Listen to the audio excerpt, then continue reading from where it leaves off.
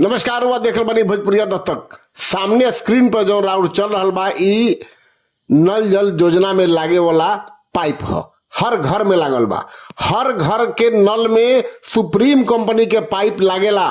लोग शौक से लगावेला, पैसा खर्च करेला, लेकिन माल डुप्लीकेट बा। डुप्लीकेट माल के धड़ल्ले से ओरिजिनल के नाम पर बेचल जा रहल बा। एकर खुलासा तब भइल ह जब ओरिजिनल सुप्रीम कंपनी के लीगल एडवाइजर कलकत्ता से आकर के विक्रमगंज में छापामारी किलन और भारी मात्रा में लाखों रुपया के माल धराइल बा।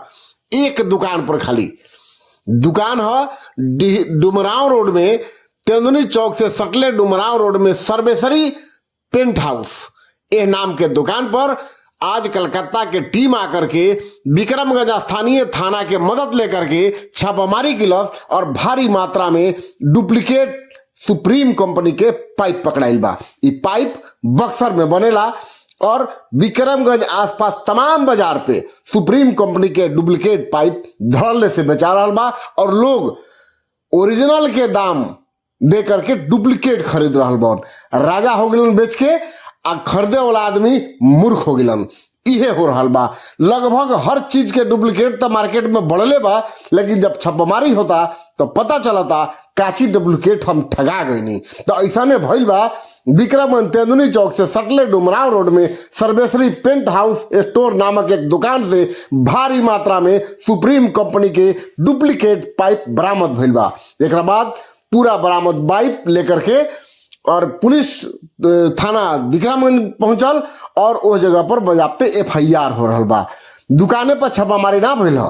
सर्वेसरी पेंट स्टोर के घर में जौन नहर देने उनकर घर बा, वो घर में भी छापामारी भइल ह। ओहिजो लाखों रुपया के माल पकड़ाइल ह और दुकान पर भी धराइल ह।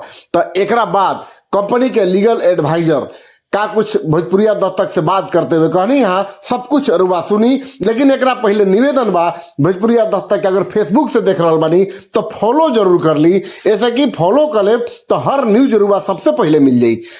घंटी बजा ली, यूट्यूब से देखा तानी तो सब्सक्राइब कर ली और घंटी बजा ली। इतना काम करी रवा। अब आगे सुनी तो ए लीगल एडवाइजर जे आइल बा कलकत्ता से, उ पहले खरीदारी किलस माल गुप्त रूप में। खरीदारी के बाद उ लेबोरेटरी टेस्ट किलस और टेस्ट के बाद जब कन्फर्म हो गई कि माल डुप्लीकेट है, सुप्रीम के नाम पर डुप्लीकेट बेचल जा रहा बा, तब ओकरा बाद कंपनी आराम से पूरा लीगल मदद लेते हुए आकर के छापामारी किलस और छापामारी के बाद लाखों रुपया के माल पकड़ाइल बा। कंपनी के ओर से जौन अधिकारी आइल बड़न उ भोजपुरिया दस्तक से बात करते हुए का कुछ कहला हन, हम सब कुछ रुआ सुना रहल बानी। और अगर रुआ अब तक ई ना जानत रही तो जान ली कि सुप्रीम कंपनी के डुप्लीकेट मुहर लगा करके और प्लेन पाइप के धड़ल्ले से बेचे के काम होत रहे। अब एकर भंडाफोड़ हो गइल बा। तो अब रुआ जाई तो सचेत हो जाई, सोच समझ के ली ही डुप्लीकेट है कि ओरिजिनल है, एकर जांच कर ली, एकरा बादे खरीदी। देखी यह दुकान है डुमरांव रोड में, यही दुकान है जौना दुकान पर भई रहे। अब सुनिए अधिकारी के बात। क्या परिचय आपका? ये सुप्रीम कंपनी का मोहर प्रिंटिंग करके सादा पाइप पे बेच रहा था। इसके पास और भी माल है जो बाकी कुछ रिकवर नहीं हुआ, अंदर दबा के रखा है। जो जो रिकवर हुआ आपका सामने है। इसका दुकान से भी माल बरामद हुआ, उसका घर से भी माल बरामद हुआ। सर्वेसरी स्टोर्स नाम की दुकान है इसका। कौन सी दुकान है? सर्वेसरी स्टोर्स। सर्वेसरी। आप कहाँ से हैं? मैं तो कलकत्ता से हूँ, सुप्रीम का ऑथराइज रिप्रेजेंटेटिव। अब इस सुप्रीम ने कंप्लेंट फाइल किया था, तो उसी के कारण सिलसिले में हम लोग थाना के पास आए और हम लोग investigation lab report test report भी किया था। इन लोग का सैंपल लेके खरीद के दुकान से, फिर पता चला माल नकली है। आपको कैसे जानकारी थी? हम लोग एक ट्रैप परचेस करवाए थे। कितने का माल बरामद हुआ यहाँ पे? अभी वैल्यूएशन नहीं किया हुआ है, ऑलमोस्ट 200 पीस के ऊपर ही होगा, 200-250 पीस के ऊपर होगा। क्या नाम पड़ेगा आपका? दीप्तोनील हाजरा।